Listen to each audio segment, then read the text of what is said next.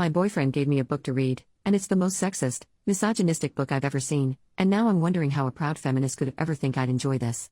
I, 25 female, met my boyfriend, 37 male, in our master's program. We became friends over this past year, and started dating and becoming serious shortly before I left the state for a summer internship. He gifted me a book to read, saying it was one he liked. It's A Spell for Chameleon by Piers Anthony, a fantasy novel written several decades ago. I knew nothing about it prior, and began laughing at it 2 pages in because of how ridiculous the writing was, especially about women.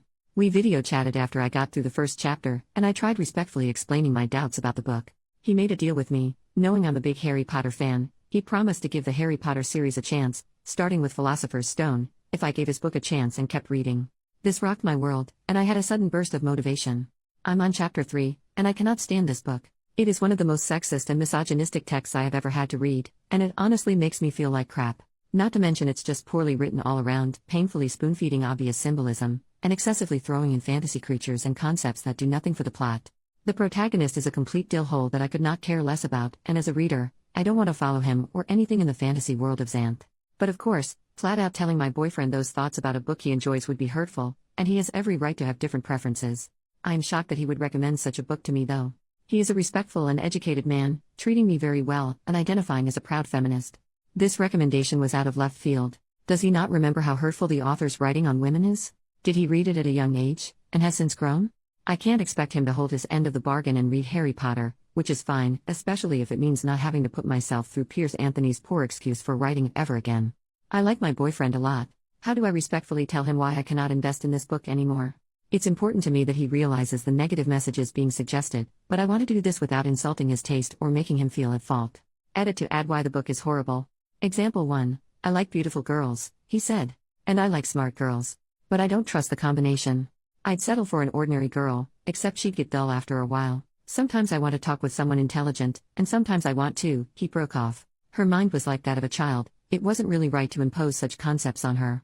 Example 2. That's the point, he said. I like variety. I would have trouble living with a stupid girl all the time, but you aren't stupid all the time. Ugliness is no good for all the time, but you aren't ugly all the time either. You are variety. And that is what I crave for the long-term relationship, and what no other girl can provide. Example 3. All women are the same inside. They differ only in appearance and talent. They all use men. Example 4. That whole rope trial in chapter 3.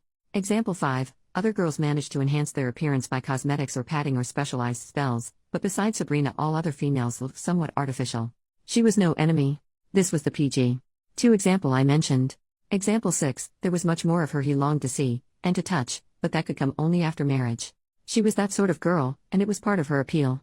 The girls who had it didn't need to put it on casual display. PG. 3. Update 3 days later. I went through every comment, and took them all into consideration.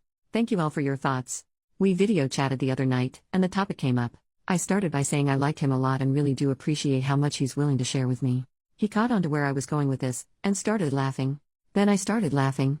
And I realized how silly small of a thing this all was. I guess I didn't want to risk hurting his feelings. When the reason why I didn't like the book came up, I explained, and he totally understood.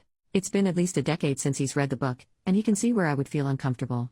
He will still consider reading the first Harry Potter book, since I gave his book a chance. And being a single dad, his kids also like the series, so it would be a chance for him to connect more with them. I ended by saying that I hope this doesn't discourage him from sharing more things he likes. He said, if anything, it encourages me to find more that you'll appreciate. Cue heart flutters. New update 8 years later. Hi. It's hilarious this post is being shared because it's from such a different time in my life. Your instincts are right. This relationship only lasted a monthish after this post.